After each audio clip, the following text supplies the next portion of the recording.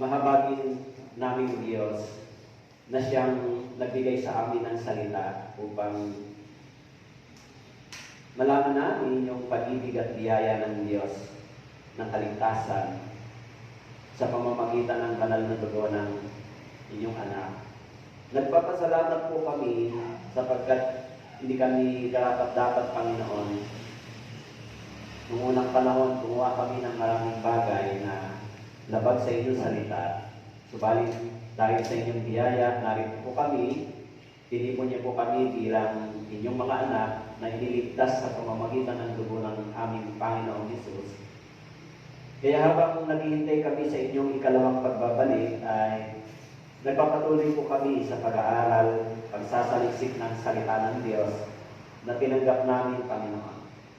Sa araw na ito, patuloy po kami lumalapit sa inyo at tumadalangin ang mga wala po dito na mga brothers and sisters, kung ano man po ang kanilang dinaraanan, kung maharap sila sa maraming pagsubok, pagtukso, kahinaan at pag-alinlangan ng pananampalataya, nawa po, tulungan niyo po sila at mahabag po kayo sa kanila, Panginoon. Maging sa mga may karamdaman po namin mga brothers and sisters, tulungan niyo po sila na gumaling. Dinadalangin din po namin sa inyo ang pangangaral ng Ebanghelyo ito kasama ng mga misyonari. Tulungan niyo po na ang Ebanghelyo ito ay magkarating sa lahat ng tao upang mabigyan ng pagkakataon na malaman yung daan ng kaligtasan. Tulungan niyo rin po ang probinsya ng Catanduanes sa patuloy na pagbangon pagkatapos po ng bagyo. Tulungan niyo po yung mga brothers and sisters, Panginoon, na makabangon din po sila. Sa araw na ito, bigyan niyo po kami ng inyong salita. Pakilagay po ninyo ang inyong salita sa bibig ng inyong tagapagsalita. Hayaan niyo po na maging daluyan kami ng inyong salita sa pamamagitan ng kapangyarihan ng Espiritu ng Diyos na gumagawa sa aming mga puso. Maraming salamat po sa umagang ito. Purihin po kayo. Ito po ang aming dalangin sa pangalan ng Jesus. Amen. Okay? So, magandang umaga po muli. So, kung may Bible po kayo, buksan po ninyo sa Hebreo, chapter 1. Okay, Hebreo, chapter 1.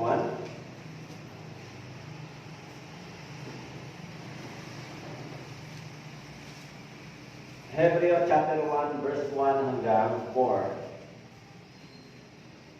So, nung nakaraan, ay nag-aral tayo ng halos 3 session tungkol sa mga false teacher, tungkol sa false gospel, ano ba yung mga resulta nito. Pero ngayon, ay pag-aralan po natin tungkol sa ating Panginoong Jesucristo. Okay? So, inisip ko na simula ngayon, pag-aralan po natin yung aklat ng Hebreo. Dito tayo magpo-focus ng study. Kasi yung aklat ng Hebreo, para mawala yung confusion ng iba sa Old Testament, confusion doon sa Old and New Testament. No? Kasi yung iba, doon sa Old Testament, may mga naku-confuse. Okay? So yung aklat ng Hebreo ay napakagandang pag-aralan ng pasahin dahil halos sa 100, almost 100 verses ay kinote ng Hebreo, Book of Hebreo from the Old Testament. No? Kaya dito tayo mag-focus para parang pinag-aaralan natin yung Old and New Testament. Okay? Study. So, babasahin ko po from verse 1 hanggang 4. Sundan nyo na lang po. Babasahin ko po. Verse 1, chapter 1. Noong unang panahon, ang Diyos ay nagsalita sa ating mga ninuno sa iba't ibang panahon, sa iba't ibang paraan, sa pamamagitan ng mga propeta. Subalit sa mga huling araw na ito ay nagsalita siya sa atin sa pamamagitan ng anak na kanyang itinalagang tagapagmana ng lahat ng mga bagay na sa pamamagitan din niya ginawa ang mga sanlibutan. Verse 3. Siya ang kalingkingan ng kaluwalhatian ng Diyos at tunay na larawan ng kanyang likas. At kanyang inaalalayan ang lahat ng bagay sa pamamagitan ng kapangyarihan ng kanyang salita.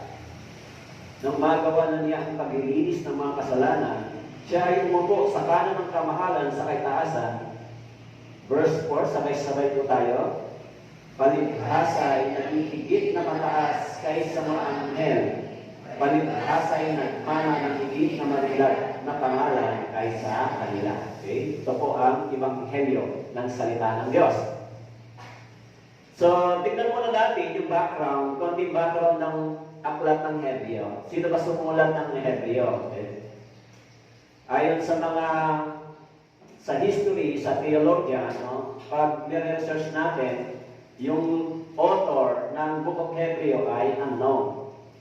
Ibig sabihin, walang specific kung sino yung sumulat, but sinasabi ron, sa mga panahon ng 68 to 70 AD, bago bumagsak ang bansang Jerusalem, o bago magkaroon ng tinatawag na dispersion ng mga Israelita, na isulat itong librong ito. Okay? Pero kung mapapansin natin, dito po sa pagkakasulat ay meron po siyang focus. Okay? Ipinapakita dito na ang pananampalatayang Kristyanismo ay higit kaysa pananampalatayang Judaismo. Okay? Kasi nauna yung mga Hudyo, nauna yung Judaism, bago dumating yung Christianity, di ba? Kaya maraming mga Hudyo o mga Israelita na bago sila na-convert sa church, bago sila naging Kristiyano, sila po ay mga Hudyo. Okay? Meron na silang paniniwala sa Diyos. Okay? Kaya doon po sa pag-aaral ng aklat ng mga Hebreo, meron tatlong mahalagang binabanggit. Una, ang pagiging higit ni Jesucristo sa mga propeta, sa mga anghel, okay? Maging kay Moises. So kaya pag pinag-aralan natin dito, ipinapakita rito na si Kristo ay higit sa mga propeta, sa anghel at kay Moises. Pangalawa, ang pagiging higit ng pagkapari ni Kristo sa mga paring Levita. Kaya mababasa po ninyo doon sa Leviticus, yung tungkol sa gawain ng mga Levita o ng mga priest, ng mga tinatawag na pari sa lumang tipan. Okay? And then pangatlo, ang pagiging higit ng sakripisyong inihandog ni Kristo sa sanktuaryo, sa langit, kaysa maraming handog na hayop sa lupa ng mga paring Levita. Kaya pag binasa po natin doon sa lumang tipan, no, maraming mga butcher o pagpatay ng hayop. No? Ito po ay isang gawain na sumasalamin sa gagawin ng ating Panginoong Jesus. So kaya pag binasa po natin doon sa Old Testament, yung ginagawa nila pagsa-sacrifice and offering na repetition ay remembrance o pagpapaalala doon sa promise ng darating na Messiah. Okay? Kaya yung Hebreo ay napakahalagang ipinapakilala kung sino ba ang ating Panginoon. Okay? So, He is the supreme prophet and the absolute and final voice of God to men. The supreme prophet. Number 2, He is the supreme priest. Mula doon sa chapter 5, verse 10, whose priestly work outside of the regular order, beginning with His earthly ministry, continued in heaven. And number 3, He is the supreme king. Doon sa chapter 11, verse 13, so, enthroned on the right hand of the majesty on high. Okay? Kaya yung Book of Hebreo, ipinapakilala, sino ba si Jesus Christ? Okay? Pag binasa po natin doon sa Hebreo, chapter 13, verse 8, binabanggit na si Jesu Kristo ay siya rin kahapon, ngayon, at magpakailanman. Pag binasa natin sa Hebreo, chapter 14, o chapter 13, verse 8. Okay? So, kung gusto natin malaman, paano ba naligtas yung mga tao doon sa lumang tipan? Okay? Pagka gusto natin i-connect yung salvation ng mga tao ng Diyos sa lumang tipan, babasahin natin doon sa Hebreo, chapter 11, di ba? So, pag binasa natin yung Hebrews chapter 11, mababasa natin paano ba sila naligtas in the Old Testament. Nakasulat doon yung mga dakilang tao na naligtas dahil sa kanilang pananampalataya sa Diyos. So, paano naman tayo naligtas? Paano naman kayo na-save? Kaya pag binasa naman natin sa Galatians chapter 3 verse 8, tayo rin ay inaring ganap sa pamamagitan din ng pananampalataya. So, this is a connection between the Old and New Testament. Kasi maraming mga bumabasa ng Biblia, meron silang maling pagkaunawa pagdating sa lumang tipan. Ang understanding nila, ang kaligtasan sa lumang tipan ay hindi parehas sa bagong tipan. Ay hindi po biblical yan. Yan ay unbiblical. Kung gano'n ang understanding, inconsistent po ang Biblia kung gano'n.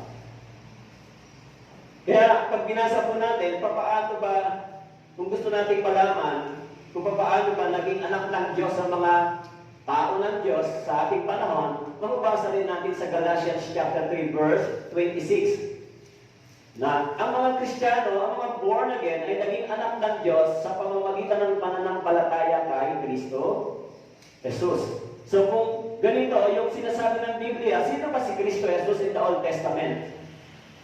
Kasi hindi pa naman natin mababasa yung pangalang Jesus. Kasi ano ba ang meaning ng Jesus in the Old Testament? So Yahweh, the same God, mababasa natin kung sino siya. Emmanuel, in Hebrews chapter 7 verse 14, He is the Almighty Father. Mababasa natin sa Isaiah chapter 9, okay, mababasa natin doon kung sino si Jesus Christ. Sa Isaiah, mababasa natin, ipinapakilala, chapter 9 verse 6, na si Jesus Christ, He is the Almighty Father.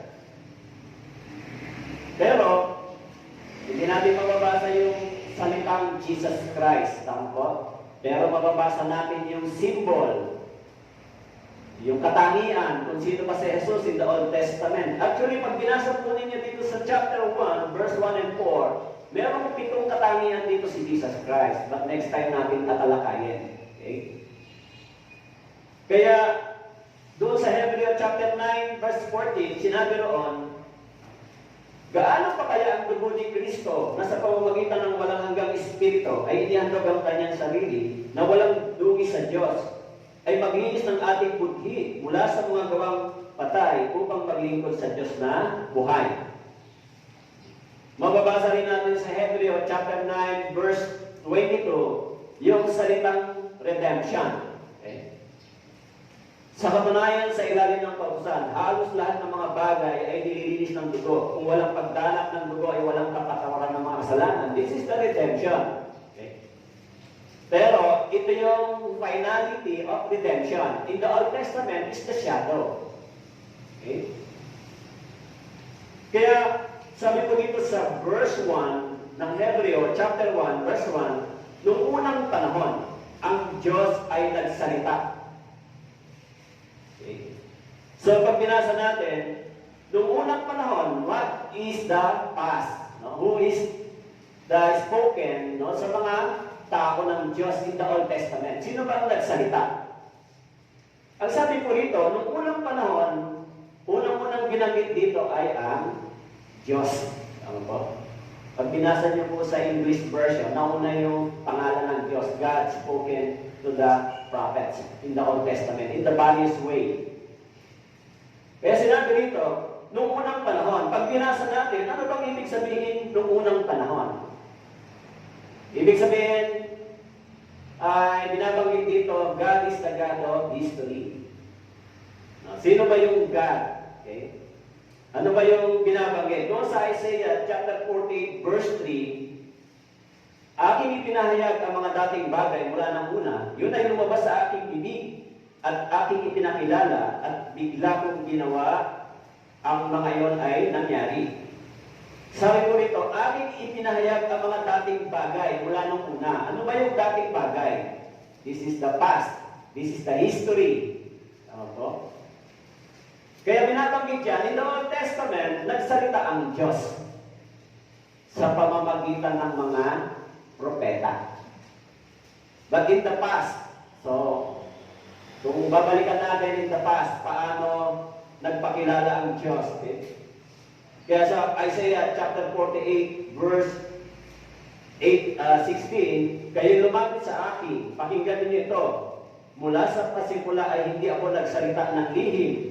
Mula ng panahon na nangyari ito ay naroon na ako. At ngayon sinugo ako ng Panginoong Diyos at ng kanyang Espiritu. Actually, Isaiah chapter 48, verse 16 ay si Jesus Christ din ang binabanggit.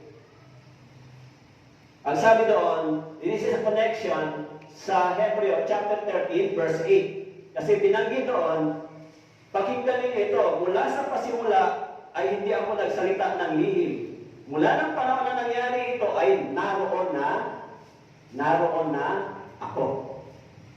Sino ba yung tinutukoy ni Isaiah? It is Christ.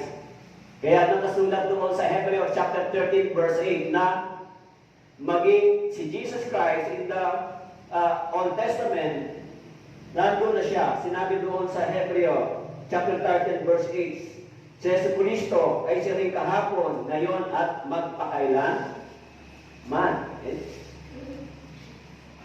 Kaya sinabi po dito, sinabi ko doon sa Isaiah na hindi ako nagsalita ng lihim, mula ng panahon nangyari ito ay naroon ako. At ngayon sinugo ako ng Panginoong Diyos at ng kanyang Espiritu. Okay.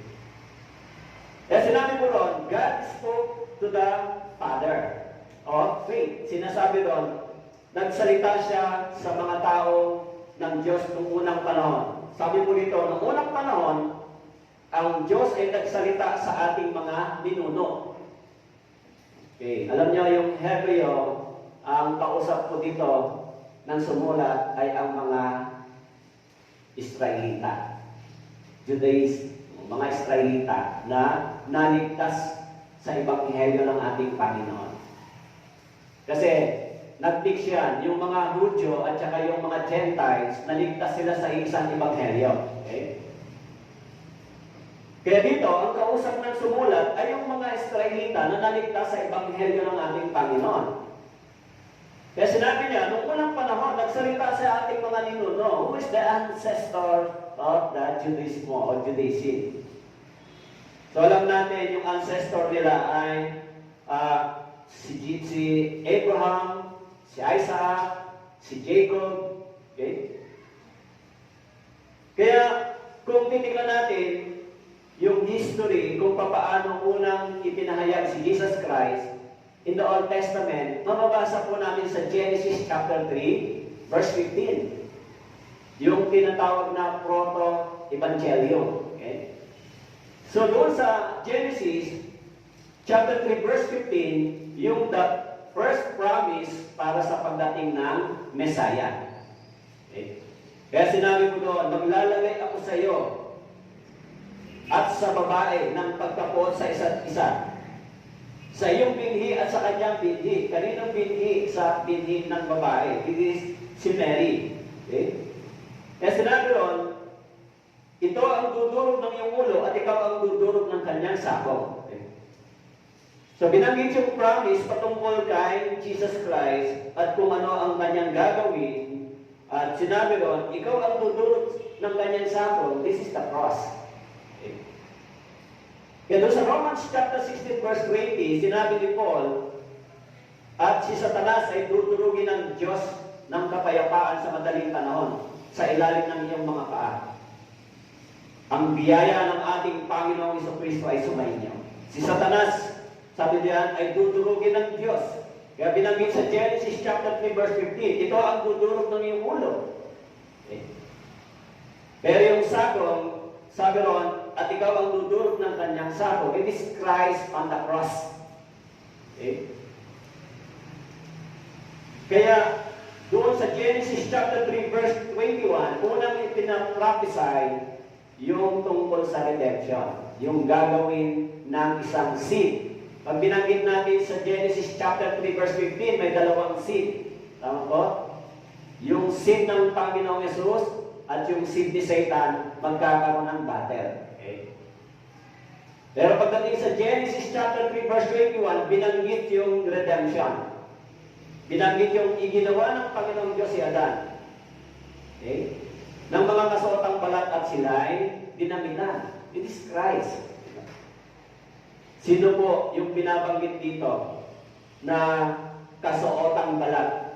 Actually, pag pinag-aralan natin yung translation nito, ito ay lamb, di ba? Animals, the symbol of Jesus Christ. Okay? Kaya, yan yung promise. Okay? The first promise, the promise is the seed. And the second is the work of the seed in the future. This is the redemption from the power of sin. Okay? Kaya yung redemption ay ginawa, ipinapakita doon sa lumang tipan sa pamamagitan ng mga hayop, ginagawa nila yung pagtubos. Ito po yung gawain ng Panginoon in the shadow. Kaya nang dumating ang Panginoon, one time, binanggit doon sa Hebreo o doon sa Romans chapter 3 verse 24, sila ngayon ay tinuturing na ganap ng kanyang biyaya bilang kaloob sa pamamagitan ng pagtubos na kay Kristo, Jesus, na siyang inialin ng Diyos bilang handog na pantubos sa pamamagitan ng kanyang dugo na mabisa sa pamamagitan ng pananampalataya. So, when we look to the Old Testament, binabanggit yung salitang redemption law, the blood, redemption law. So, pag nabasa natin sa Leviticus yung salitang lamb, so, ito ay sumasalamin kay Christ. Kaya nga yung katangian, sinabi doon, hindi pwedeng mag-alay ng may tinatawag na patik o yung hayop na marumi. Kasi sumasalamin yan kay Jesus Christ na si Jesus Christ ay blameless, sinless. Yan yung promise. Pag binasa natin sa Exodus, sino ba ang nagbigay ng ganitong gawain? Sino ang nagbigay ng instruction? Pag binasa natin sa Exodus chapter 25, sinabi ng Panginoon kay Moises, tiyakin mo na yung lahat ng mga ipinakita ko sa iyo, ito ay iyong gagawin ayon sa mga ipinakita sa kanya ng Diyos, nang tinagpo siya ng Diyos sa Mount Sinai. Kung gano'n, yung gawain ito ay ibinigay ng Diyos kay Moises upang itatag yung tinatawag na Paskwa o yung tinatawag na redemption law, yung pagtubos. Okay? Kaya sinabi doon, in the past, nagsalita ang Diyos sa pamamagitan ng mga ninuno. Okay? Kaya doon sa Isaiah chapter 61 verse 1, binanggit mo doon, ang Espiritu ng Panginoong Diyos ay sumasa akin, sapagkat hinirang ako ng Panginoon upang ipangaral ang mabuting balita sa inaapi. Kanyang sinubo ako upang magpagaling ng mga bagbag na puso, upang magpahayag ng kalayaan sa mga bihag, at buksan ang bilangguan sa mga bilanggo. Actually, pag binasa natin yung Isaiah chapter 61 verse 1, sino pa ang tinutukoy dito? Si Jesus Christ. Kaya pag binasa natin itong Isaiah chapter 61 verse 1, sinabi din po ito ni Jesus Christ. Doon po sa Luke chapter 4 verse 18. Okay? Kaya yung prophecy ni Isaiah tungkol kay Jesus Christ na kanyang gawain, nang dumating si Jesus Christ doon sa Lucas chapter 4 verse 18, kinote niya yung sinabi ni Isaiah. So this is the fulfillment of prophecy by Isaiah. 700 years ago, o 700 years ago BC, 700 years BC. Bago dumating si Jesus Christ, binanggit ni Isaiah. So pagdating sa Luke, sinabi rito, ang Espiritu ng Panginoon ay nasa akin, sapagkat ako'y hinirang niya upang ipangaral ang magandang balita sa mga lukha. Ako'y sinipo niya upang ipahayag ang paglaya sa mga bihag at ang muling pagkakaroon ng paningin sa mga bulag upang palayain ang mga napi. So, wag tayong maligaw sa Old Testament. Pag nabasa niyo po yung Old Testament, napakagandang basahin kapag nababasa, naintindihan niyo yung New Testament. Yung lumang tipan ng shadow, isinulat patungkol sa pagdating ng Panginoon, at yung New Testament ay reality ng katuparan ng mga pangako doon sa lumang tipan. Kaya sinabi ko dito, ang Espiritu ng Panginoon ay nasa akin. This is the same. Yung sinabi ni Isaiah. Binabanggit ni Isaiah si Jesus Christ. Kaya nang dumating si Jesus Christ, yung talatang ito ay kanyang isinagawa. Kaya binanggit dito, ang paglaya ng mga bihag na ito ay nakumpleto doon sa cross.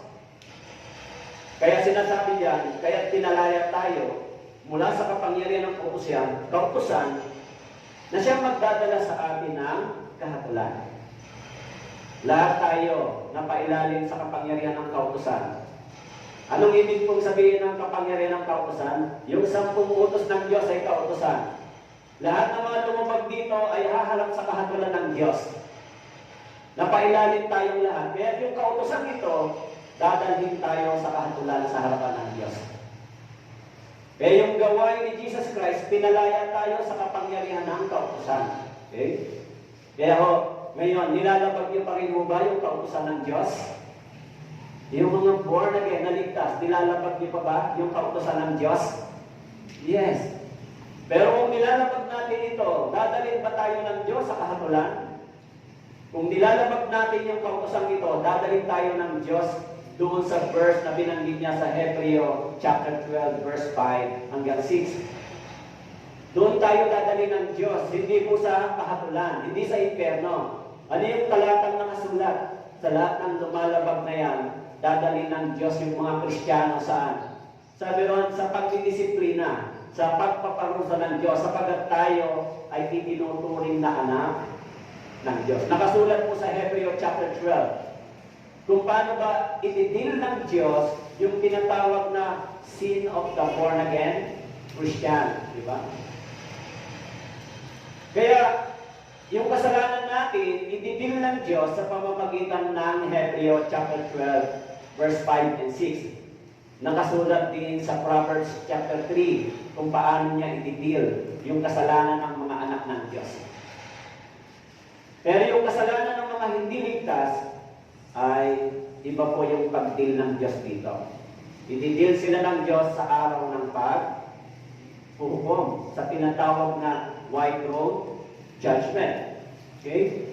So, balikan po natin yung talata. Sabi diyan, God spoke to Abraham, Isaac, Jacob.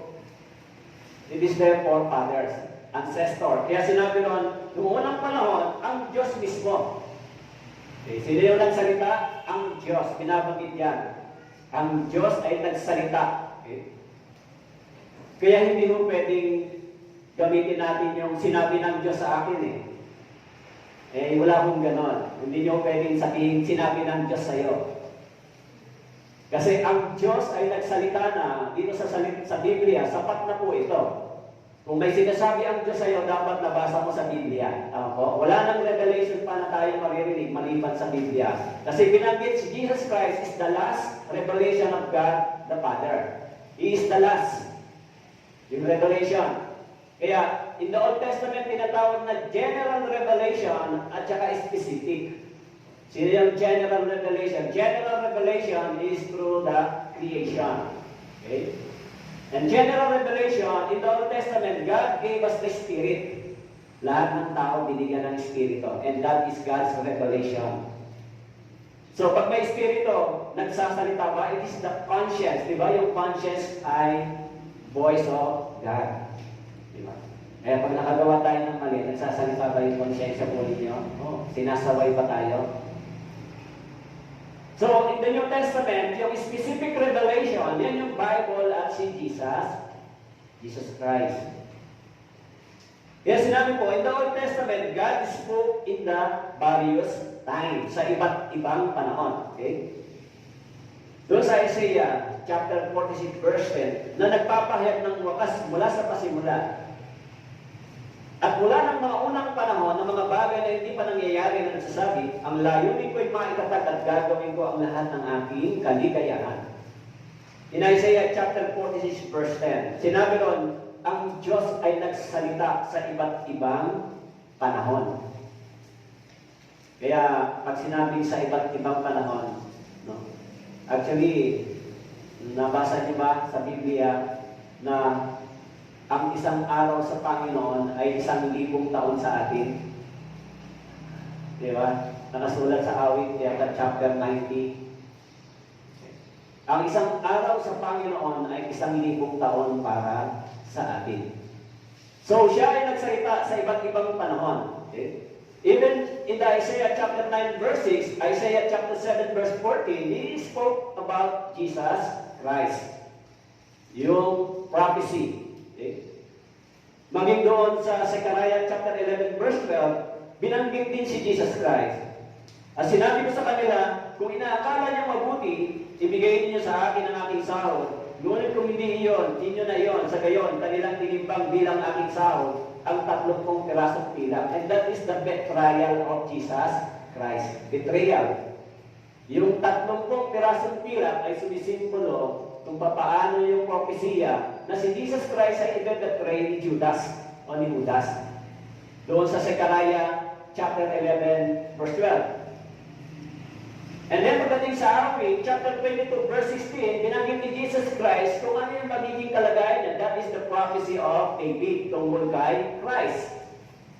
Sinabi rito, oo, ang mga aso ay nakapaligid sa akin. Pinaligiran ako ng isang pangkat ng mga gumagawa ng masama. Binutasan nila ang aking mga kamay at mga paa. So, Psalm chapter 22 verse 16, sino po yung binabanggit ni David dito? Sabi ito, binutasan nila ang aking mga kamay at mga paa. This is Christ's crucifixion. Kaya doon sa lumang tipan, maraming mga bagay patungkol kay Kristo na binanggit.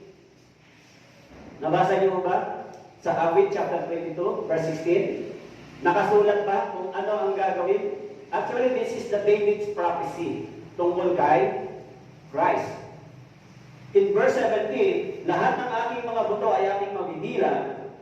Sa akin sila'y nakatingin at ako'y tinititigan. Kanilang pinaghatian ang aking mga kasuotan at para sa aking damit sila'y nagsakalaran. So, ang mga talatang ito, natupad po ba ito? Nangyari po ba yung mga talatang ito in the New Testament?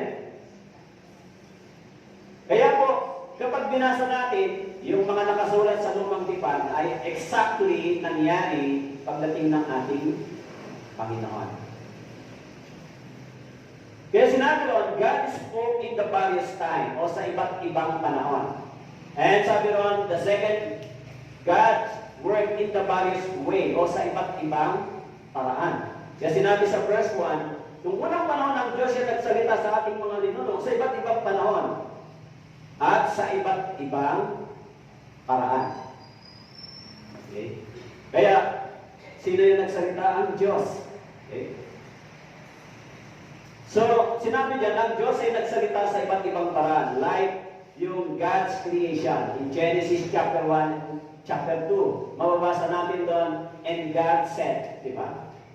And God said, paulit-ulit yung creation. Okay?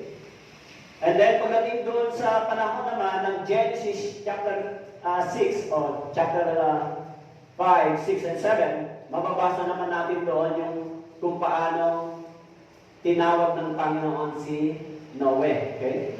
Para simulan yung gawain ng paggawa ng ark ni Noe. Actually, yung ark ay, it is a typology ni Jesus Christ. Yung ark. Because yung ark is a wood, it is the cross.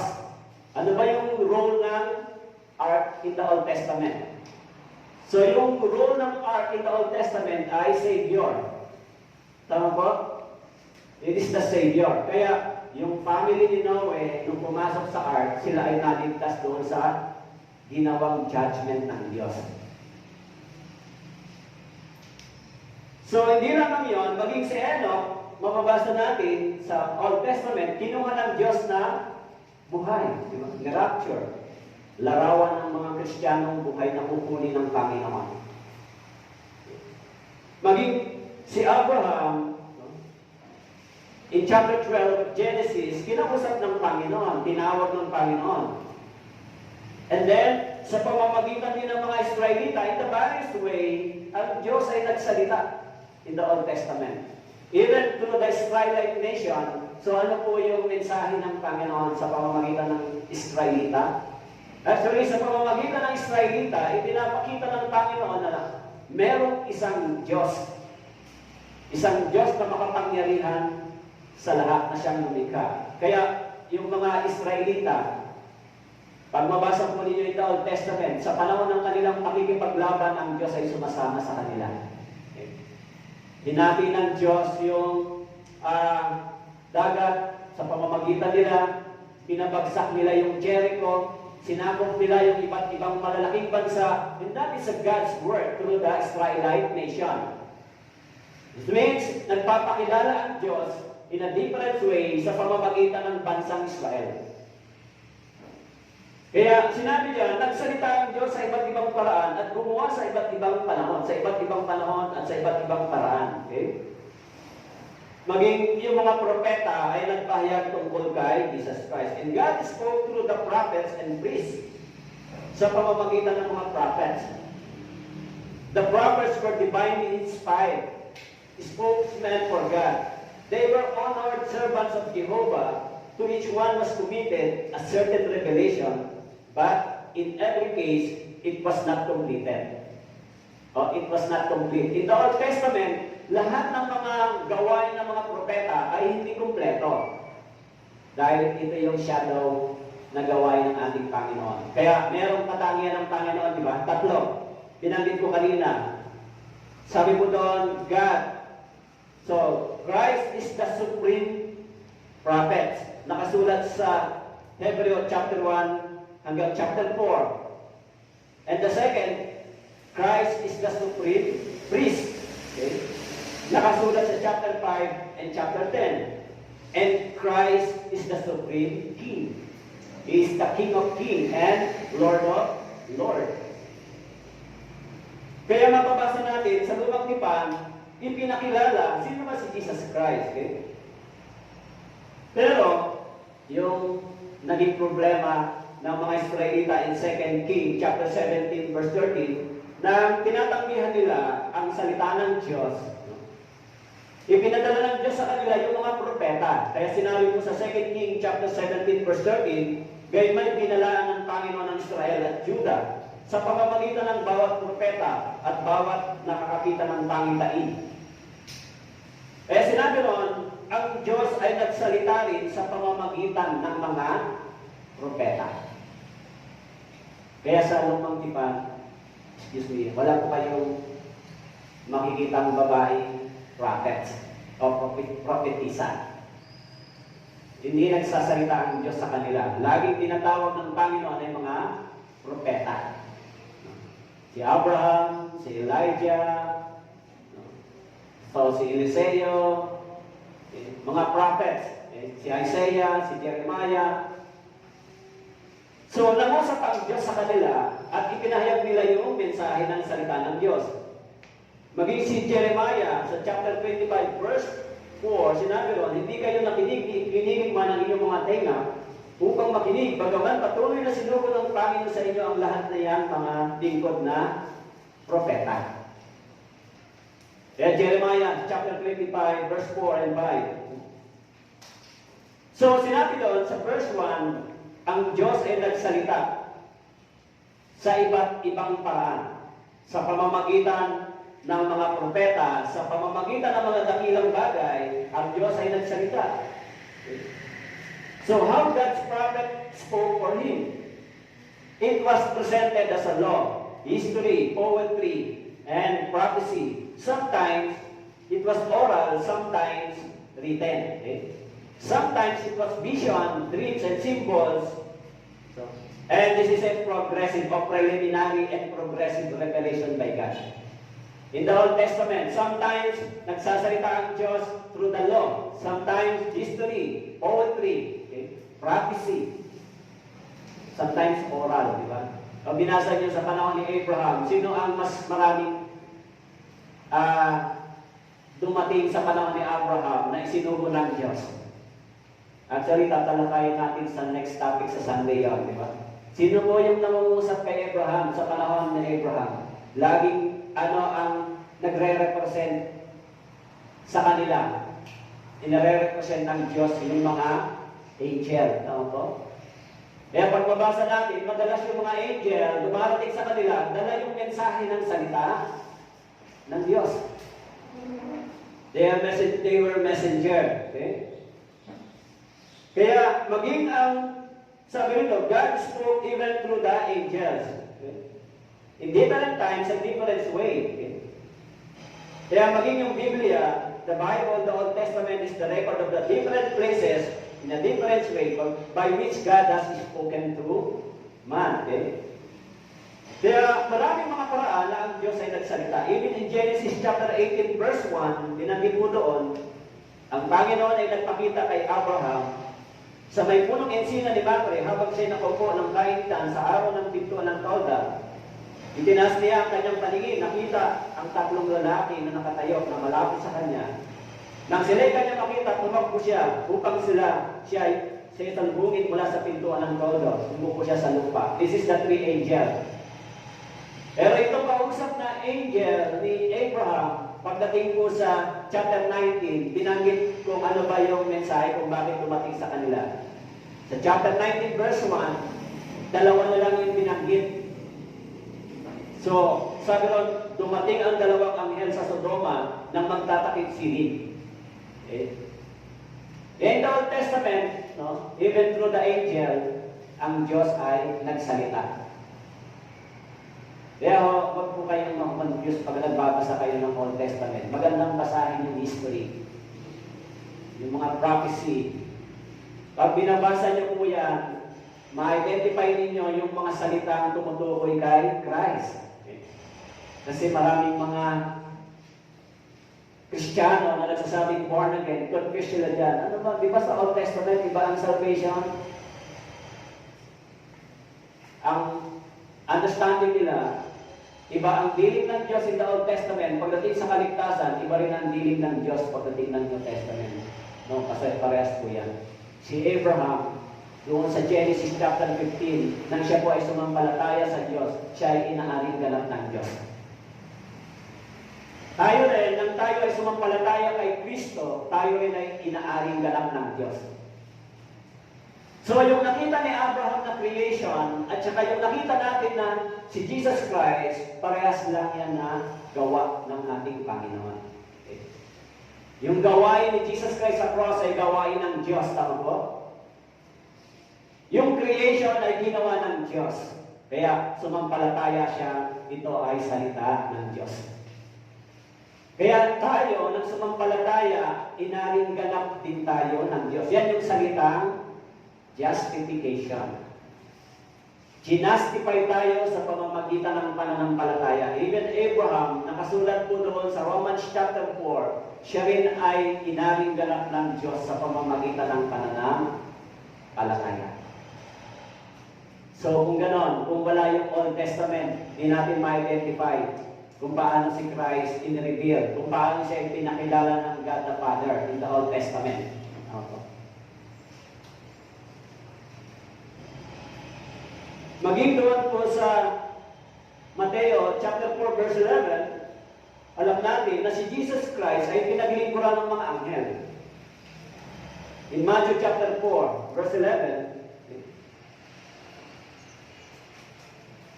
sabi ko dito, doon muna sa Genesis chapter 28 verse 12, nang si Jacob ay naglakbay, na naginip po siya. Siya ay nanaginip na may isang hagdan na nakalagay sa lupa, na ang dulo ay maabot sa langit, at ang mga anghel ng Diyos ay nagmamanhik manakot doon.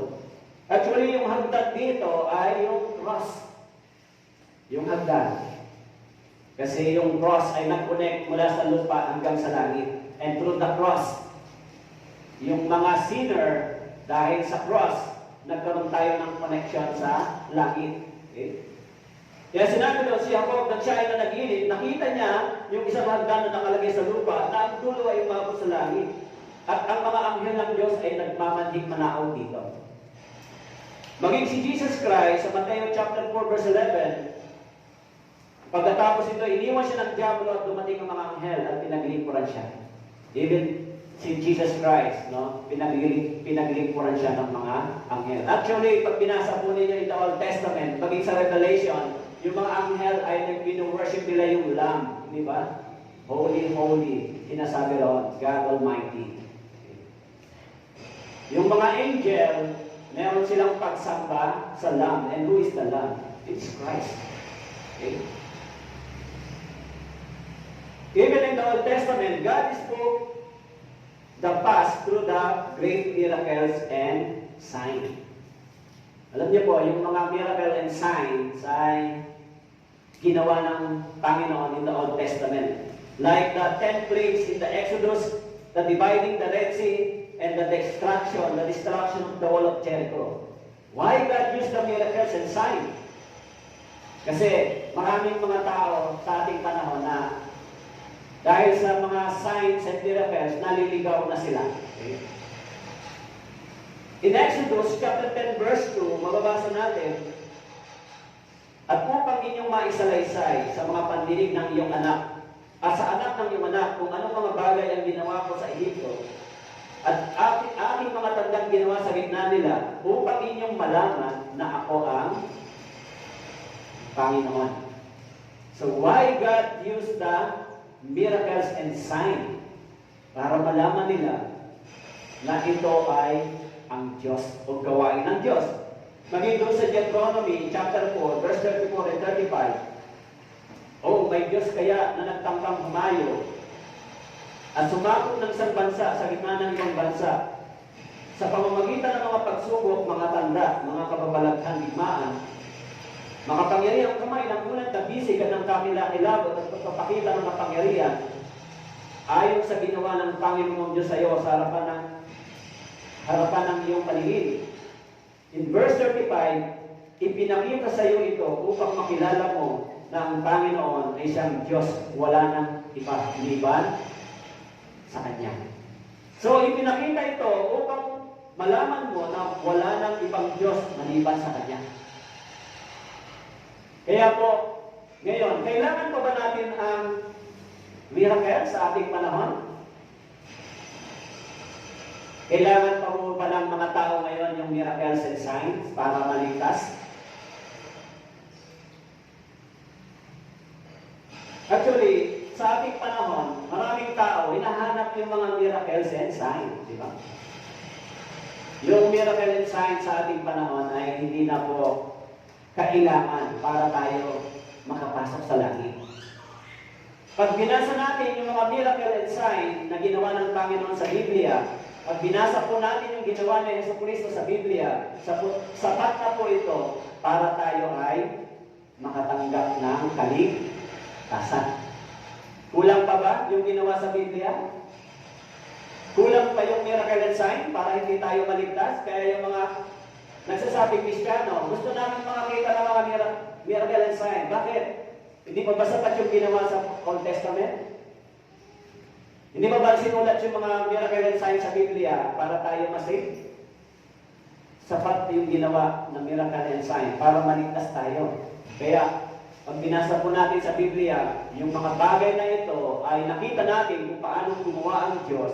So, sapat ito para tayo sumamalataya sa Diyos. So, ano bang milagro ang gusto natin ngayon? May hihigit pa bang miracle sa mga ginawa ng Panginoon na sinulat sa Biblia kaysa ating panahon?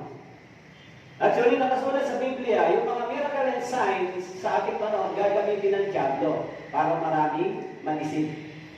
Okay? Kaya sa Hebreo, chapter 2, verse 3, sabi po, paano nga tayo makakatakas kung ating pababayaan ang ganito kadakilang kaligtasan? Ito ay pinahayag nung una sa pamamagitan ng Panginoon ay pinatunayan sa atin ng mga nakarinig sa Kanya.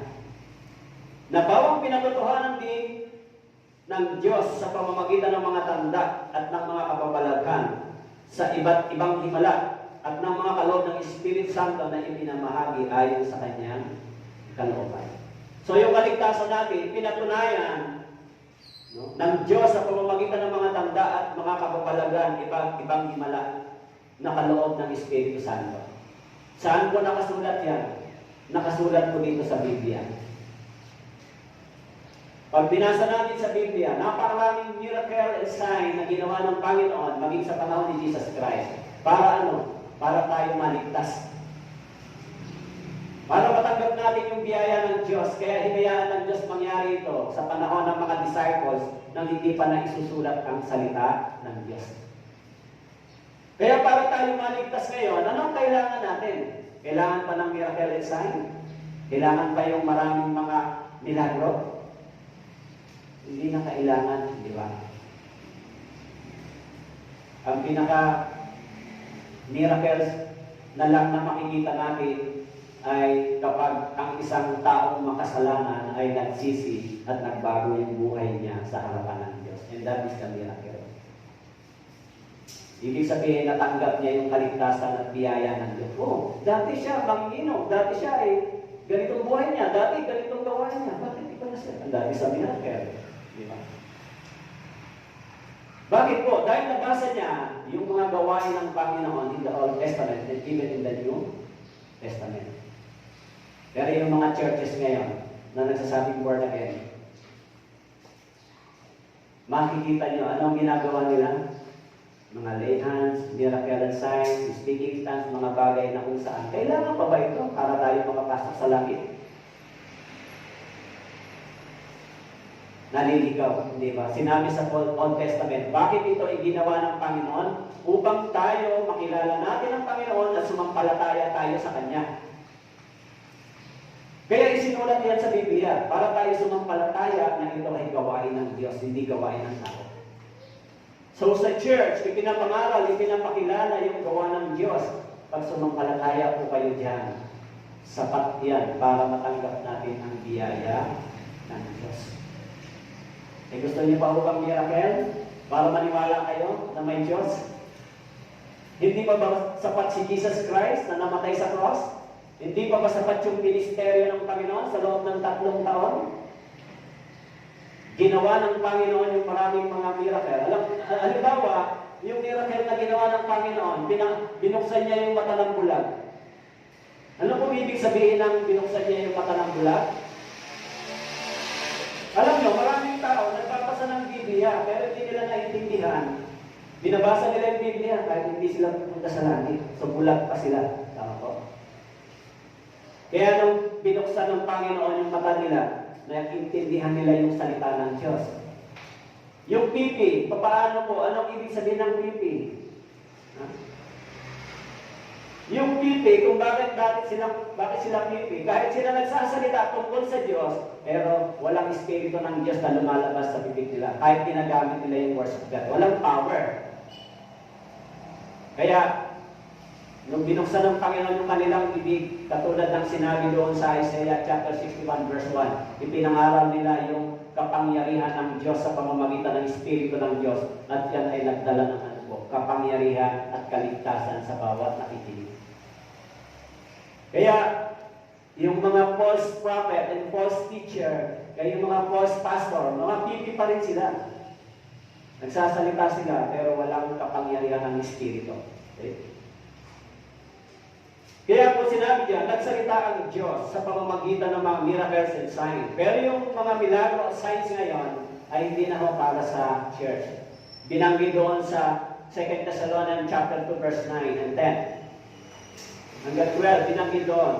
Ang pagdating ng taong makasalanan ang ayon sa paggawa ni Satanas, na may buong kapangyarihan at mga tanda at mga mapantilak na kababalaghan. So yung mga miracle and signs ngayon ay ginagamit upang ano po? Ang sabi diyan, mga mapanlinlang para malinlang ang tao.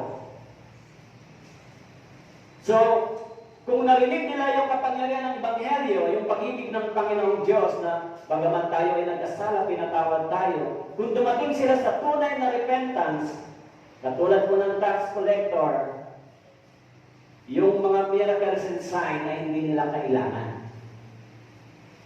Pero dito sinabi, yung mga miracles and signs na gagamitin ngayon ay para malinlang ang maraming tao. Ang sabi sa verse 10, at may lahat na mapandayang kasamaan para sa mga napapahamak, sapagkat tumanggi silang ibigin ang katotohanan upang sila ay maligtas. And what is the truth? The truth is already written in the Scripture.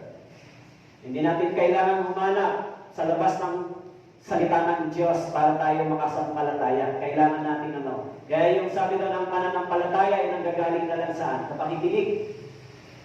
The Scripture ay sapat. Yung salita ng Diyos ay sapat. The power of the Scripture is enough para tayo masave. Even without the miracles, even without the signs and miracles and wonder. Diba pinag-aralan natin saan tayo dinala ng Scripture? Sa repentance. Anong ginawa ng Scripture sa atin? Binago yung ating buhay. Binigyan tayo ng buhay. Yung patay natin kaluluwa ay binuhay nito. So kung nabuhay na ako sa salita ng Diyos, sa kapangyarihan ng salita ng Diyos, Wala na tayong kailangan pa, maliban na lang sa pagsunod dito. Naintindihan niyo po? Yan yung mensahe ng salita ng Diyos.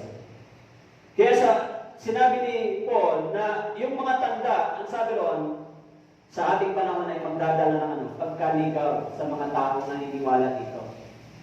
Kaya sabi roon, dahil sa pagtanggi nila sa katotohanan, in 2 Thessalonians chapter 2 verse 11, dahil dito pinadala sila ng Diyos ng makapangyarihang pagkalinlang upang maniwala sila sa kasinungalingan, upang mahatulan silang lahat na hindi sumasampalataya sa katotohanan sa halip ay nalugod sa kalikuan. Mga tao, hinahanap nila yung miracles.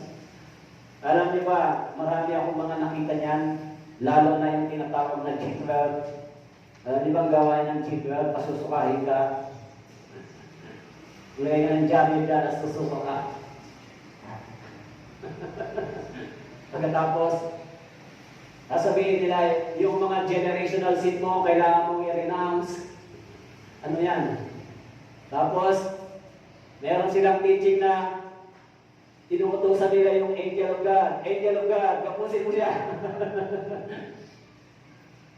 Actually, it's so funny. Nakita ko, nung ako'y naligtas. Utusan mo yung angel. Totoo po yan. Kaya, may nabasa akong isang libro, ganyan yung kanilang ginagawa. Maging sa Chipper, merong mga practices ng pagre-renounce ng mga generational sin na sinasabi para It is unbiblical, di ba? Kaya, pagdating sa church, gusto din nilang experience na nakakaramdam sila sa emotional nila ng high. Oh, very good in my emotion. Good feelings and good in feelings. Di ba? Kaya pag umaawit sila, yung feelings sila nag-high, kasi iyak sila, ganun na nangyayari. Nagda-drive yung music, nagda-drive yung feelings, pero hindi na fulfill ng force of God yung needs spiritually. Kaya pagkatapos nilang mangyari sa ganun, babalik na naman sila sa dati. So yung mga miracles and signs and wonders sa ating panahon, gagamitin na si Satanas para iligaw ang marami. Kaya sa church, ano ang dapat mas mataas? Emotion o faith? Huwag kayo masyadong nagre-rely sa emotion. Dapat sa faith, di ba? Pakiramdam ko. Actually, your feeling sometimes is a deceptive, di ba? Dinidisip tayo. Kaya maraming tao na disip. Kapag magandang mga tugtugan, kapag magandang mga banda, tugtugan, ay nahay, di ba? My feelings is good habang umaawit, di ba? Dahil sa motivation ng instrument, songs.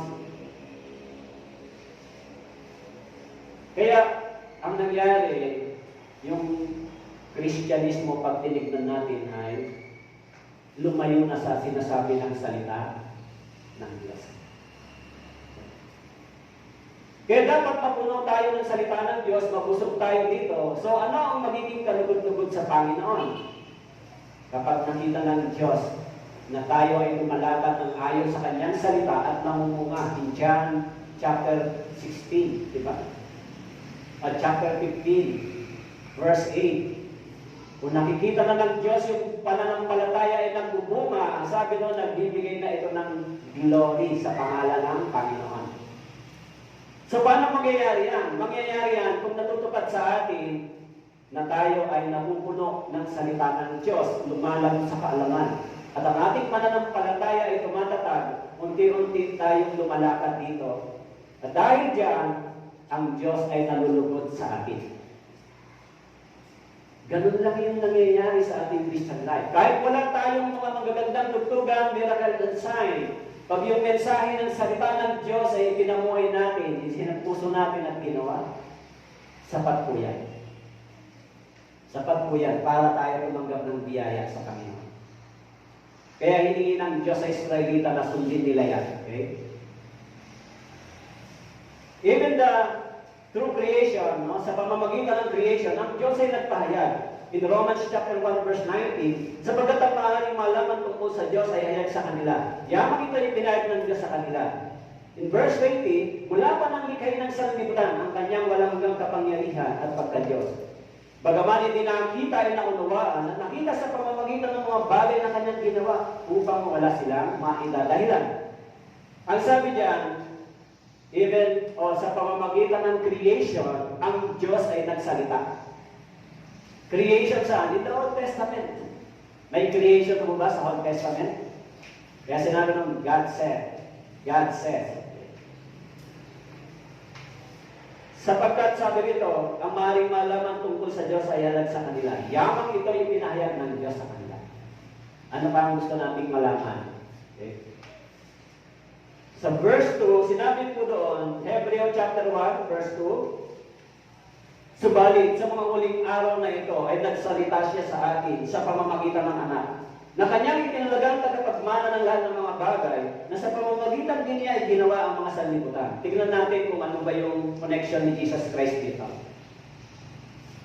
Siya, ang sabi doon, subalit sa mga huling araw, in the last days, okay? In the last day. Ano ba yung tinutukoy na in the last days? Sa ating panahon. Sabi diyan, subalit sa mga huling araw na ito, nagsalita siya sa atin. Sino? Ang Diyos ay nagsalita sa atin sa pamamagitan nino? Ng anak, sa pamamagitan ni Jesus Christ. The first, God spoke to the message of redemption through the Son. Yung redemption ay message ng Diyos through the Son, through Jesus Christ. So God's final revelation was given to man through Jesus Christ. Okay? In other words, all that we need to know about God, we can know about Him through Jesus Christ. Kaya kapag nakita natin si Jesus Christ, ano yung nakikita natin? Ito yung larawan, the fully image of God. Si Jesus Christ, He is the God the Father, the Son, and the Holy Spirit. Kaya pag binasa natin sa Isaiah chapter 9 verse 6, He is the Almighty God. Tama po? Kaya sinabi ko roon, nagsalita siya sa mga huling araw sa pamamagitan ng kanyang anak. So the revelation of God until the time of Jesus Christ was often misunderstood. Okay? And often not complete. Jesus came to bring to man the final, the ultimate message of God. Kaya yung pagdating ni Jesus Christ, it is the ultimate message of God. Kaya yung complete o yung kakumpletohan ng katubusan ng tao para makapasok sa langit ay ginawa ng ating Panginoon. Kaya sinasabi diyan, in the last days, nagsalita siya sa atin. Sino yung siya? It is God. Sinabi doon sa verse 2, nagsalita siya sa iyo at sa akin in the last days through Jesus Christ. Nagsalita ang Diyos. Okay? So, sabi diyan, the ultimate understanding of God. So, all that man is to know about God can be discovered in and through Jesus Christ. Kung gusto nating malaman yung katangian ng Diyos, malalaman, makikita natin ito sa katauhan ng ating Panginoon. Kaya doon sa Jeremiah chapter 33 verse 15, yung promise sa mga araw at panahon yon, aking pasisibulin para kay David ang isang matuwid na sanga at siya'y magagamit ng katarungan at katuwiran sa lupain. And this is the prophecy about Christ. In Jeremiah chapter 33 verse 15. Even in Micah chapter 5 verse 2, ngunit ikaw Bethlehem sa Ephrata na maliit upang mapabilang sa mga ng Judah, mula sa iyo ilalabas para sa akin ang isa na magiging pinuno sa Israel, na ang pinagmulan ay mula ng una, mula ng walang hanggan. This is Jesus Christ, promised in the Old Testament. Even in Zechariah chapter 9 verse 9, magalak ka ng gusto o anak na babae ng Zion, sumigaw ka ng malakas o anak na babae ng Jerusalem, narito ang iyong hari ay dumating sa iyo. Siya'y matuwid at matagumpay, mapagpakumbaba at nakasakay sa isang asno, sa isang batang asno na anak ng asnong babae. Nabasa niyo ba ito sa Mateo at sa Luke? Si Jesus Christ ay sumakay sa asno. Kaya, nang nakasakay siya sa asno, ano po ang sabi ng mga nakakita sa kanya? Hosanna, di ba? Hosanna, di ba? Naglagay sila ng mga palaspas, di ba? This is the prophecy of Zechariah, chapter 9, verse 9, na gagawin ni Jesus Christ. And it was already fulfilled in the New Testament. Kaya kung pag-aaralan natin, si Jesus Christ ba ay present in the Old Testament? Yes. Si Jesus Christ ba ay creator in the Old Testament? Yes. Naroon na ba siya in the Old Testament? Yes. So, kaya pag ginamit natin yung salitang God, yung salitang God, yan yung teaching ng Bible. Is Jesus Christ is God? God ba si Jesus Christ? Diyos ba siya? So, kaya yung Old Testament ay mababasa natin, maging si Jesus Christ ay present. Even the Spirit of God is present. Pero marami bang Diyos? Of course, isang Diyos. Meron tayong isang Diyos na gumawa sa tatlong persona. God the Father, the Son, and the Holy Spirit. There is only one God. Kaya, even in the Old Testament, makikita natin, present na ba si Jesus Christ in the Old Testament? Yes. Kaya mababasa natin doon sa panahon ni Abraham, binanggit yung tatlong angel. Yung tatlong angel ay representative ng God the Father, the Son, and the Holy Spirit na nagpakita kay Abraham. Mababasa din natin sa Old Testament si Melchizedek. Si Melchizedek ay hari ng Salem na walang pinagmulan. Okay? Siya ay si Jesus Christ pag binasa nyo sa Hebrews chapter 7 and 8. So, sino ba si Melchizedek? He is the priest. Pagkatapos ni Abraham makipaglaban, sinalubong siya ni Melchizedek at pinagpala siya at ini-offer ni Abraham sa kanya yung tenth ng kanyang kayamanan, ibinigay. So huwag mo kayong ma-confuse pag nagbasa kayo ng Old Testament. Actually, pag binasa niyo yung lumang tipan, may enjoy ninyo kapag hinanap ninyo yung mga katangian ni Jesus Christ. Kaya ako, matatapos ko na naman yung Bible. 3 months, matatapos ko na naman. Ilang book na lang ang kulang. Hindi na tayo makukonfuse kasi dinabasa natin yung Biblia. Okay? Kaya sinabi ron, through Christ, He made everything according to His Word. Sinabi ko sa verse 2, subalit sa panghuling araw na ito, nagsalita siya atin sa pamamagitan ng anak, na kanyang itanlagang kapagmana ng lahat ng bagay, sa pamamagitan niya, ginawa ang sanlibutan. Sa pamamagitan niya. Yung salitang niya, through His Word. Through God's Word. Through God's Word, everything was created. Kaya sinabi doon sa Genesis, at sinabi doon, in God says, okay, magkaroon ng langit at lupa. So, through His Word. So, kaya pag binasa natin doon sa John chapter 1 verse 1, sinabi doon, sa simula ay ang salita, at ang salita ay kasama ng Diyos, at ang salita ay Diyos. In verse 2, sa simula ay kasama na siya ang Diyos. Kung ganon, the words of God, through His Word, everything was created by God. Kaya sinabi doon, sa pamamagitan ng kanyang salita ay nilikha ang lahat ng bagay. Kaya, yung salitang ito ay napakamakapangyarihan, di ba? Sa pamamagitan ng salitang ito, dinala tayo sa harapan ng Diyos. God's Word is very powerful. Okay? Kaya sa verse 3 ng John, chapter 1, verse 3, binanggit, lahat ng mga bagay ay ginawa sa pamamagitan na yan. At kung wala siya, ay hindi nagawa ang anumang bagay na ginawa. In John chapter 1, verse 3, lahat ng mga bagay ay ginawa sa pamamagitan niya. At kung wala siya, sino siya? Christ. Hindi nagawa ang anumang bagay na ginawa. John chapter 1 verse 3. Okay? Kaya binabanggit din sa John na si Jesus Christ at ang Father ay isa. In John chapter 14 verse 10, hindi ka ba sumasampalataya na ako'y nasa Ama at ang Ama ay nasa akin? Ang mga salitang aking sinabi sa inyo, hindi ko sinasabi mula sa aking sarili, kundi ang Ama na nanatili sa akin ang gumagawa ng kanyang mga gawa. Even John chapter 10 verse 30, sinabi ron, I am the Father and one.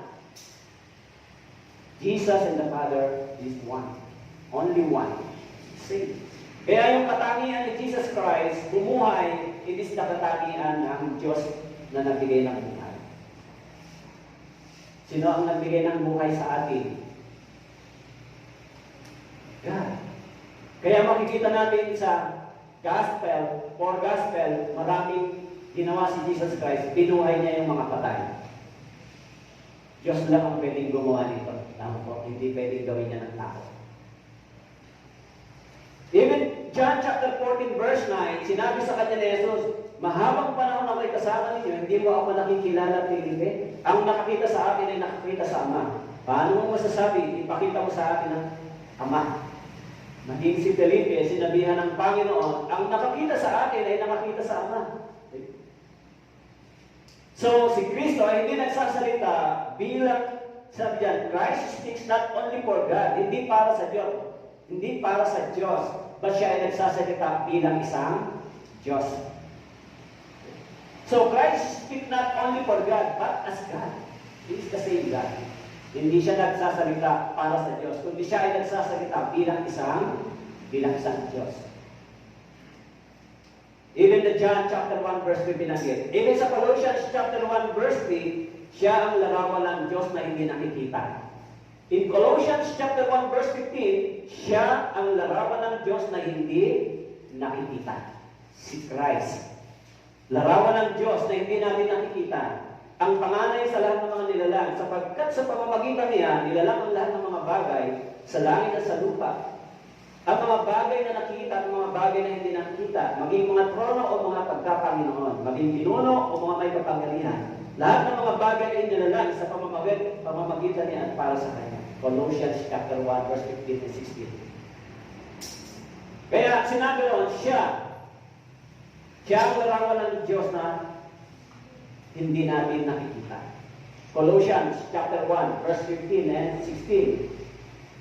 And Christ is the heir of all things. Sinabi ron, nagsalita siya sa atin sa pamamagitan ng anak na kanyang itinalagang tagapagmana ng lahat ng mga bagay. He is the heir of all things. It means even that the universe belongs to Him by divine appointment, and He will soon reign over it. Even in creation, sinabi ron, siya ay itinalagang tagapagmana ng lahat ng mga bagay. Binabanggit po doon. Kung sino si Christ.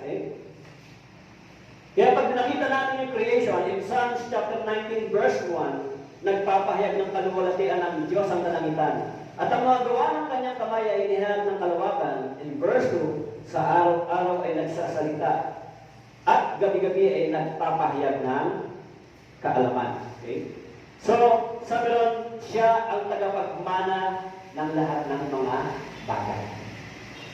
Kaya pinag-aaral natin tungkol kay Christ. Alam niyo po yung subject na yan sa theology ay tinatawag na Christology. Yan yung topic natin. Sino ba si Christ? Kasi maraming mga tao na Kristiyano, confused sila pagdating sa Old Testament. Kung si Christ ba ay nasa Old Testament na? Nandun na ba siya?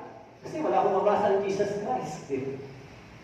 Pero in the Old Testament, ipinakilala si Jesus Christ sa iba't ibang panahon, sa iba't ibang pangyayari. Sino ang nagpakilala sa Kanya? It is God the Father. Yes, sinabi ron, He is the heir of everything. Kaya doon sa Daniel chapter 7, verse 13 to 14, patuloy ako nakakita sa pangitain sa gabi. Narito ang isang gaya ng anak ng tao na dumarating kasama ng mga ulap. Gaya ng anak ng tao. Sino po siya? It is Christ. In Daniel chapter 7 verse 13 to 14. At siya'y lumapit sa matanda sa mga araw at iniharap sa kanya. Binigyan siya ng kapangyarihan, kaluwalhatian at kaharian, upang ang lahat ng mga bayan, bansa at mga wika ay paglilingkod sa kanya. Ang kanyang kapangyarihan ay walang hanggang kapangyarihan na hindi lilipas, at ang kanyang kaharian ay hindi mauwasan. So, in Daniel chapter 7 verse 13 to 14, ipinakilala na si Jesus Christ ay heir of everything. Sinabi dito, binigyan siya ng kapangyarihan ng kaluwalhatian at kaharian. Lahat ng mga bayan, bansa at wika ay maglilingkod sa kanya. Kaya, kung babasahin natin, sino ba si Christ? Okay? Even in Matthew chapter 28, verse 18, it is the fulfillment. Sinabi roon, lumapit si Jesus at sinabi sa kanila, ang lahat ng otoridad sa langit at sa ibabaw ng lupa ay ibinigay sa akin. Okay? So, sinabi po nito, sinabi ni Jesus, ang lahat ng otoridad sa langit at sa ibabaw ng lupa ay ibinigay sa Kanya. So, Christ is the heir of everything. Tagapagmana. Even in Hebrews chapter 1 verse 6, at muli ng kanyang dinadalang pangalan sa daigdig ay sinasabi niya, sambahin siya ng lahat ng mga anghel ng Diyos. Sambahin siya ng lahat ng mga anghel ng Diyos. Even Christ, worship of the angel, no? Sinamba siya ng mga anghel. Okay? Kaya sinasabi ko doon, siya ay tagapagmana ng lahat ng bagay. At sa pamamagitan niya ay ginawa ang mga sanlibutan. Sa pamamagitan niya, sa pamamagitan ni Christ.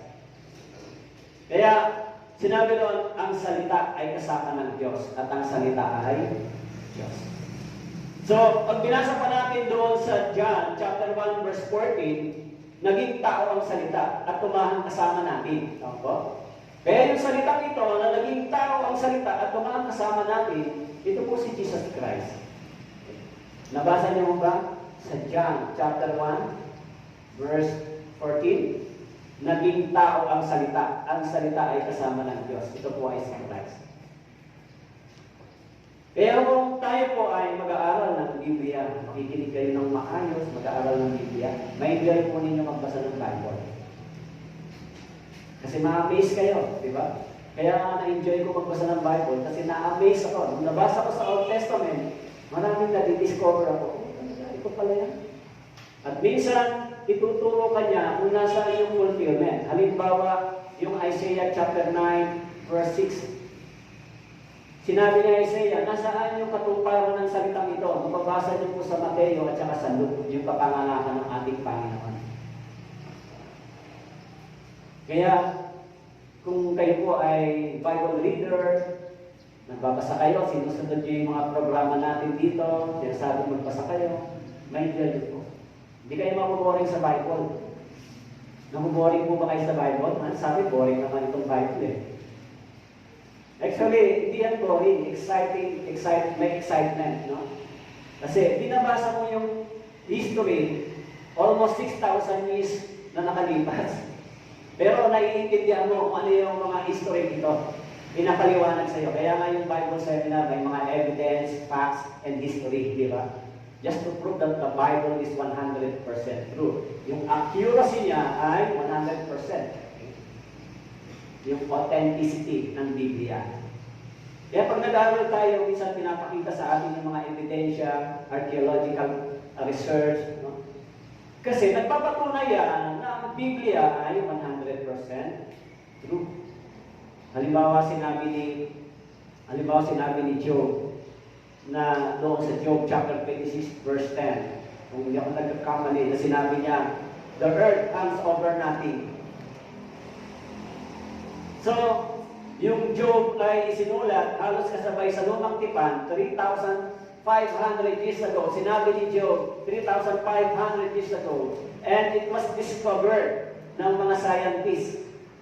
Nang sinirit nila, yes, the Bible is true. The earth hangs over nothing. Nung nakita nila sa creation na ito ay nakabitin yung mundo.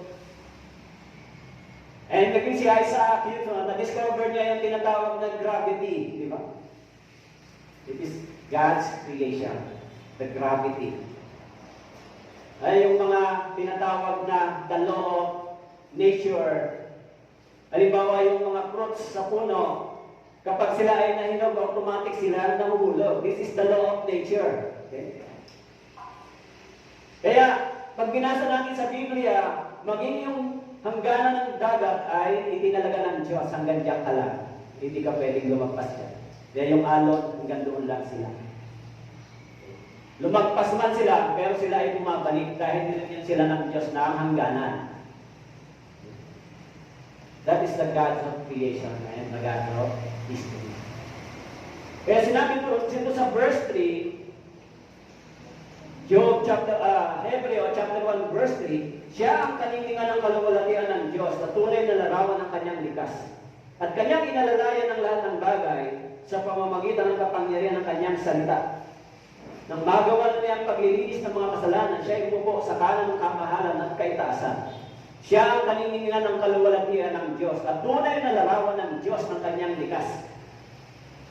Nakasulat sa 1 Timothy chapter 6 verse 16, siya lamang ang walang kamatayan at nanirahan sa liwanag na di malapitan, na hindi nakita ng sinumang tao o makikita man, sumakanya nawa ang karangalan at paghaharing walang hanggan. Okay? Siya, ibig sabihin, siya lamang ang walang kamatayan, naninirahan sa liwanag. Siya ang kaningingan ng kaluwalhatian ng Diyos. He is the image of God the Father. Okay? In Jesus Christ. Okay? That is all the perfection that are found in God the Father are found in Him also. In Jesus Christ. Yung perfection in Jesus Christ ay perfection din ng God the Father. Sinless ba si Jesus Christ? Nagkasala ba si Jesus Christ? Kung nagkasala siya, hindi siya pwedeng mamatay para sa atin. Tama po? Hindi siya pwedeng magtubos ng kasalanan natin. Kaya all the moral and spiritual glories of God are seen in Him.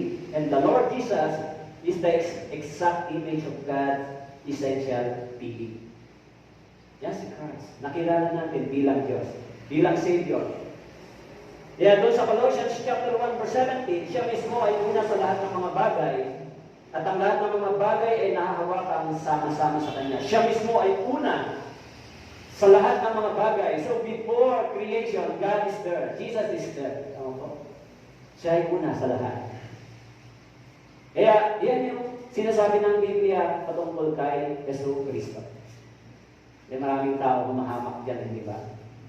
Yung mga atheist, sometimes yung mga naniniwala sa Diyos, sinasalumat nila yung turo.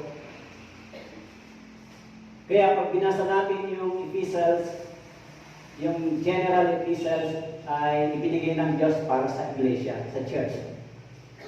Yung epistles, general epistles, pag binasa po natin para sa church.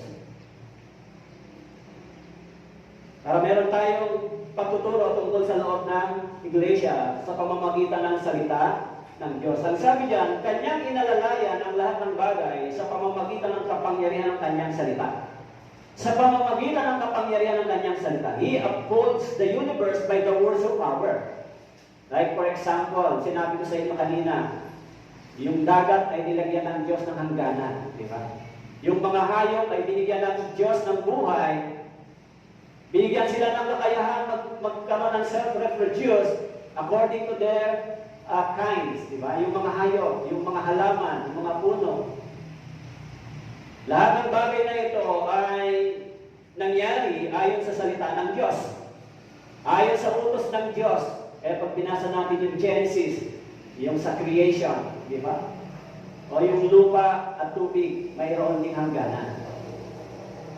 Yan yung gawain ng Diyos. In Hebrews chapter 11 verse 3, sa pananampalataya ay maunawaan natin na ang mga sanlibutan ay nilikha sa pamamagitan ng salita ng Diyos. In Hebrews chapter 11 verse 3. Ano ba't ang mga bagay na nakikita ay nagmula sa mga bagay na hindi nakikita? Sa pamamagitan ng salita ng Panginoon. Sa pamamagitan, sa pananampalataya, naunawaan natin ang sanlibutan ay nilikha sa pamamagitan ng salita ng Diyos. Sa pamamagitan ng salita ng Diyos, nilikha lahat ng bagay. Naintindihan mo ba ito? Kung gusto nyo maintindihan yung salitang ito, puntahan po ninyo yung Genesis chapter 1 hanggang chapter 2, yung creation.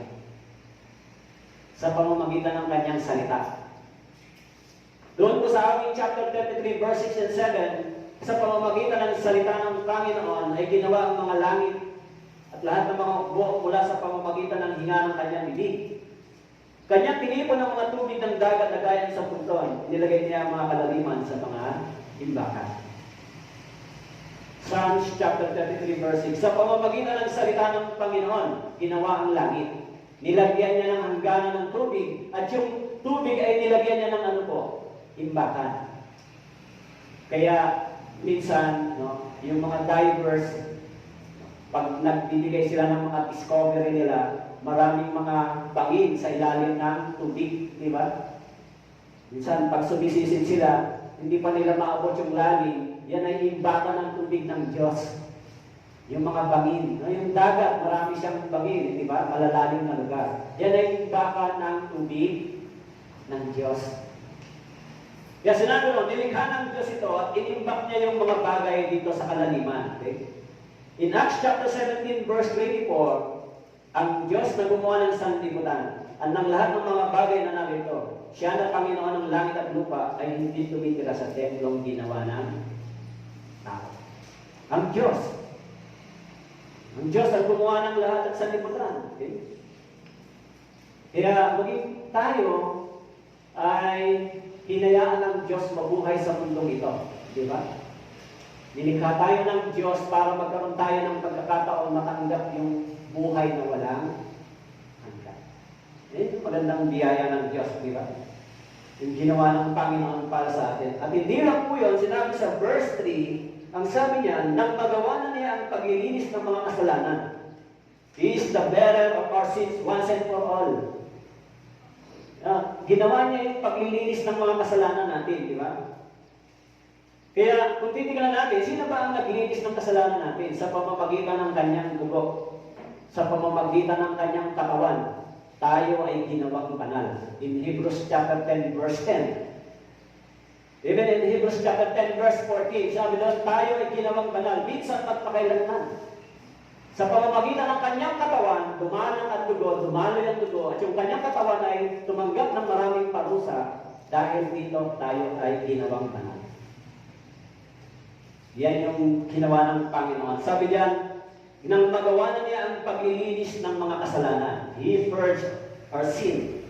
It means, nilinis tayo. In 1 John chapter 1, verse 7, ngunit kung tayo lumalakad sa liwanag, na tulad niya na nasa liwanag, may pakikisama tayo sa isa't isa. At ang dugo ni Jesus na kanyang anak na lumilinis sa lahat ng ating mga kasalanan. In 1 John chapter 1, verse 7, nilinis tayo ng dugo ng ating Panginoon. Yung kasalanan natin ay tinubos at nilinis ng Panginoon. Once and for all, sinabi niya, nang magawa na niya ang paglilinis ng kasalanan, ibig sabihin, nang siya ay umupo sa kanan ng Diyos, His mission, yung kanyang gawain ay kompleto na, tapos na. Kayo po, hanggat hindi tapos ang trabaho, hindi naman kayo uupo, di ba? Ako po, hanggat hindi ako tapos mag-preach, hindi ako pwede umupo. So after my preaching, pwede na ako umupo. Tapos na ako sa trabaho ko, gawain. Yung Panginoong Yesus, pagkatapos niyang malinis yung ating mga kasalanan, siya ay umupo sa kanan ng ating Panginoon. Yung mga bagay na ito ay isang mga bagay na dakilang salita. Yeah, in 1 John chapter 2, verse 1 and 2, mga muntikong anak, ang mga bagay na ito sinusulat ko sa inyo, upang kayo huwag magkasala. Ngunit kung sino ang magkasala, tayo ay may tagapagtanggol sa harap ng Ama, si Jesucristo na siyang matuwid. Siya ang kabayaran para sa ating mga kasalanan, hindi lamang para sa atin, kundi para din sa kasalanan ng buong sanlibutan. Hindi lamang para sa atin, hindi lamang para sa iyo, ng kasalanan mo ay binayaran at tinubos, maging sa kasalanan ng buong sanlibutan. Bakit may pupunta sa impyerno kung binayaran niya yung kasalanan ng lahat ng tao? Yun yung tanong ng mga taong pilosopo. Ang mga taong mahilig sa mga argument and debate. Kasi sinasabi nila, bakit kung si Kristo ay namatay para sa lahat, bakit may pupunta sa impyerno? Of course, sabi sa Bible, sinabi doon sa Hebrew chapter 3, verse 25, mag-isa lang ito sa mga taong sumasampalataya. Kahit si Kristo namatay na para sa iyo, tinubos ka na, nilinis ng dugo, kung hindi ka naman naniniwala, it is useless para sa iyo, di ba? Kaya sinabi doon sa Roma chapter 3, verse 25, yung gawain ito ng pagtubos ay mag-isa lang sa mga taong sumasampalataya. Kaya yung pinakamalaking pagkakasala ng tao ay ang hindi pagsampalataya sa gawa ng Diyos. Sa gawa ni Kristo doon sa cross. Anong ginawa ni Kristo? Yung buhay niya, ibinigay niya, tumanang ang dugo para ang kasalanan natin ay matubos at malinis. Kaya kung hindi ka naniniwala dyan, kanino ka pa pwedeng maniwala? Wala nang iba pang pwedeng mamatay para sa iyo, maliban kay Yesu Kristo.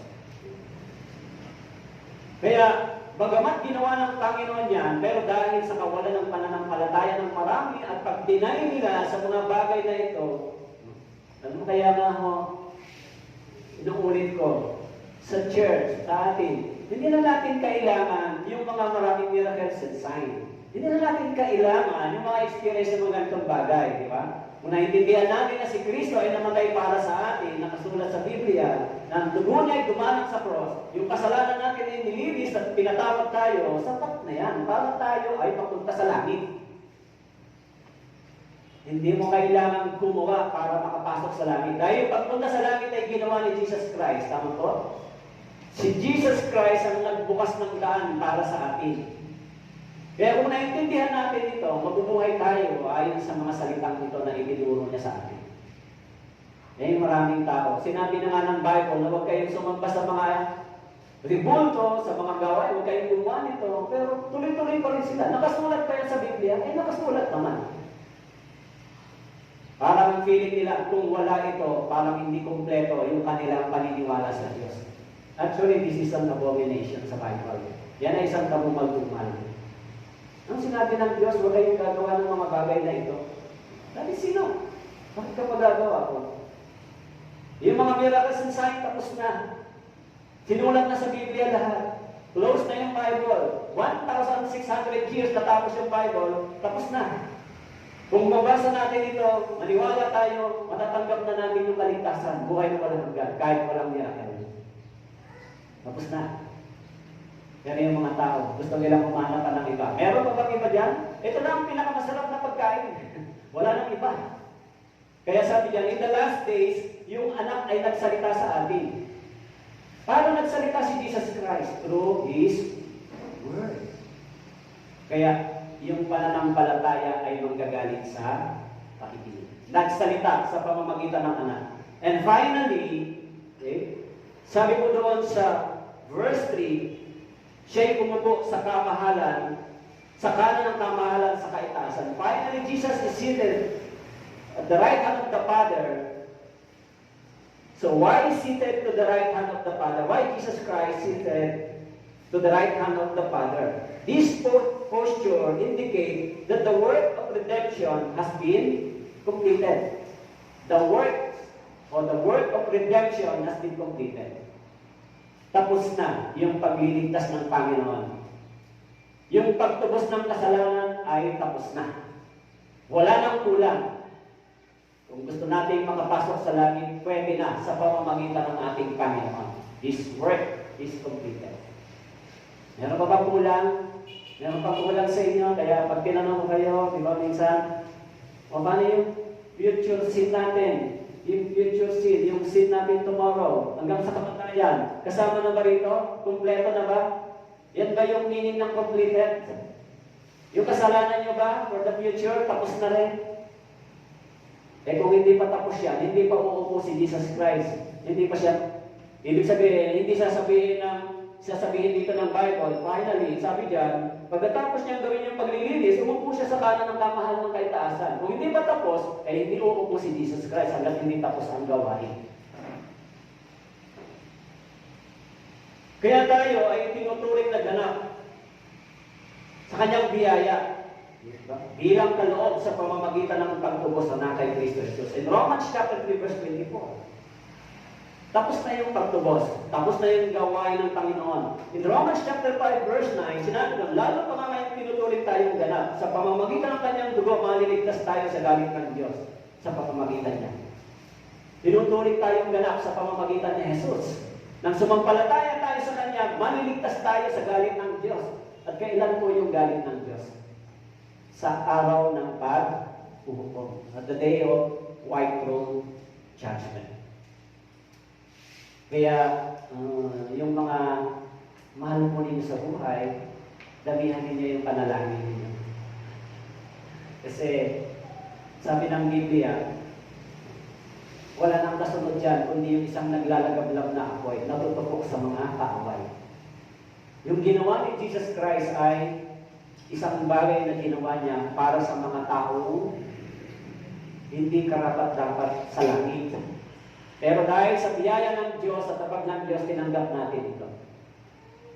Eh wala nang kasunod pang biyaya yan. Last na yung biyaya niyan. Kaya sabi niya in the last day, yung anak ay nagsalita sa atin. Tinanggit na yung last. Walang sinabing before the last nagsalita. Wala nang tinanggit na gano'n. In the last, huli na yan. Kaya huli na yung salita niyan. Kaya sinabi ko, siya'y umupo, what is the right hand of the Father? Okay? Kaya sinabi ko sa Hebreo, chapter 1, verse 13, ngunit kanino sa mga anghel, sinabi niya kailanman, maupo ka sa aking kanan, hanggang sa ang iyong mga kaaway ay gawin kong tungtungan ng iyong mga paa. In Hebrews chapter 1, verse 13, the right hand of the Father, this is the position of honor and power. The right hand of the Father. In Matthew chapter 26, verse 64, sinabi ni Jesus sa kanya, ikaw ang nagsabi, ngunit sinasabi ko sa inyo, mula ngayon ay inyong makikita ang anak ng tao na nakaupo sa kanan ng kapangyarihan at tumarating na nasa mga kulap ng langit. In 1 Peter chapter 3, verse 22, na umakyat sa langit na nasa kanan ng Diyos, na ipinasakop sa kanya ang mga anghel, ang mga kapamalaan at ang mga kapangyarihan. In 1 Peter chapter 2, verse 22. So, sinasabi diyan, yung the right hand of the Father is the position of honor and power. Okay? Kaya kung titignan natin, ito ang gawain ng ating Panginoong Jesus. Yung pinakalas. Sinabi ng Bible, sinabi doon, in the last day, sabi diyan sa verse 2, subalit ang mga huling araw na ito ay nagsalita siya sa atin sa pamamagitan ng anak. So kaya, bilang panghuli, mga brothers and sisters, doon sa verse 4, sabi ron, palibhasa'y naging higit na mataas kaysa mga anghel, palibhasa'y ng magmana ng higit na marilas na pangalan kaysa kanila. So, ang sabi diyan, higit na mataas kaysa mga anghel, kasi siya naman ay pinaglingkuran din ng mga anghel. So, bilang panghuli, sino si Christ? Actually, sa verse 1 hanggang verse 4, okay, meron siyang 7 katangian. Una, Christ is the heir of all things. He is the heir of all things. And the second, Christ is the creator of all. And number 3, Christ is the revealer of divine truth. Nireveal niya yung katotohanan. And number 4, Christ is the sustainer of the universe. And number 5, Christ is the priestly redeemer of men. And number 6, Christ is the sovereign ruler of the kingdom of God. And last, Christ is the supreme over all. So, our sermon yung title ay The Superiority of Christ. Si Yesu Cristo ang pangunahin sa lahat. Diyos ba si Jesus Christ? Sino po ang nagsabi? Ako? The Bible itself testifies that Christ is God Himself. He is the God. Maraming talaga sa Biblia. Kaya, even sa Old Testament, huwag po kayo mag-confuse, mali sa New Testament, kinakilala siya. Amen po? Tayo kayo na lang. Maraming salamat po at Diyos sa inyong mga salita. Kung kami po ay pinanghihinaan ng loob, kung kami po ay dumadaan sa maraming pagsubok at trials, you are the sustainer of everything. Sinusustain niyo po kami na kayo po ang Diyos na nakilala natin. Salamat po sa inyong mga salita. Nawa po ang lahat ng ito ay magturo sa amin, sa aming mga personal at practical na pumumuhay sa pang-araw-araw. Ito po nga dalangin sa pangalan ng Jesus. Amen. Thank you.